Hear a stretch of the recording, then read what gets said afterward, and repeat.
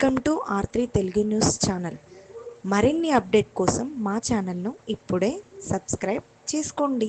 ఈ కిసాన్ మేళ సమావేశం ICR CSR దాంతోపాటు దేవుడి శాఖ వ్యవసాయ శాఖ ముఖ్యంగా వెంకటేశ్వర గారు చాలా బాగా కష్టపడతారు బాబు. కేవీకే ఆధ్వర్యంలో ఏర్పడిన కార్యక్రమానికి ఇచ్చేటువంటి పెద్దలు శేఖర్ మీరా గారు, మేడం శ్రీలత గారు, కేవీకే పూర్తిగా కేంద్ర ప్రభుత్వం పోర్ట్ చేసిన సంస్థలు.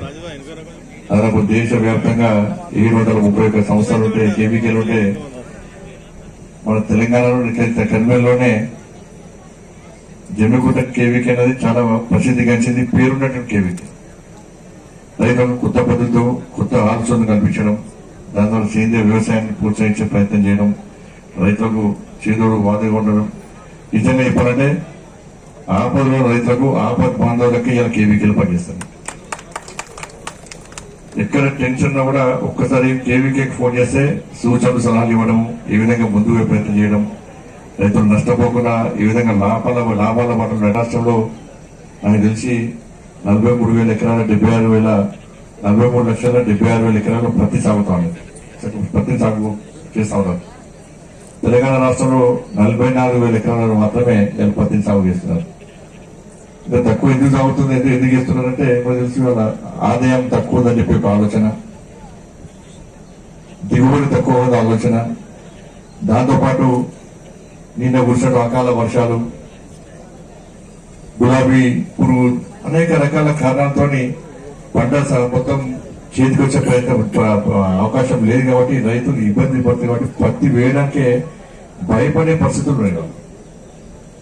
ఇటువంటి పరిస్థితుల్లో అధిక సాంద్రత ద్వారా ఏ విధంగా మనం పత్తిని సాగు చేసుకోవాలని చెప్పి ఆలోచన, రైతులకు కూడా చైతన్యం కలిగించాలని చెప్పి కార్యక్రమం నిర్వహించడం చాలా మంచి ఆలోచన.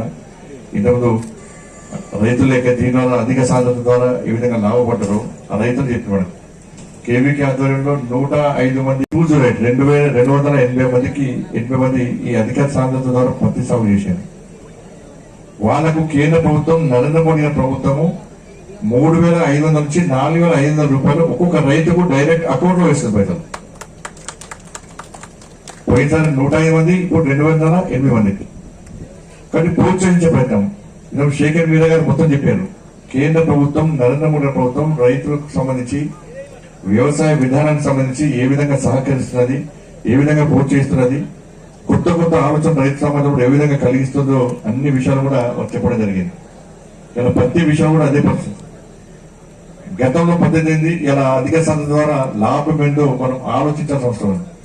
గతంలో 180 రోజులు ఒక పంట, ఇవాళ 150 రోజులలో మనం పూర్తి చేసుకోవచ్చు. 150 రోజుల తర్వాత ఇంకో పంట కూడా వేసుకునే అవకాశం ఉంది. దాంతోపాటు ఆదాయం ఎక్కువ. గతంలో ఒక్క ఎకరానికి 5,550 నుంచి 7,500-7,400 మొక్కలు మాత్రం వచ్చేటి, ఇవాళ 20,000 నుంచి 29,000 మొక్కలు వస్తున్నాయంటే ఒక్కసారి మనం ఆలోచించాలి. గతంలో ఒక్క ఎకరానికి 10 క్వింటాలు వచ్చేది, ఈ అధిక సాంద్రత వల్ల ఒక్క ఎకరానికి 15 క్వింటాలు వస్తున్నాయి. దాంతోపాటు ఎక్కువ రోజులు ఉండడం వల్ల, ఎక్కువ రోజులు పంట సాగు చేయడం వలన ఇప్పుడు వ్యవసాయం తెలుసు 4-5 సార్లు కూలీలో పెట్టుకోలే, ఇవాళ మిషనరీ ద్వారా పత్తిని తీసేటువంటి అవకాశం లేదు.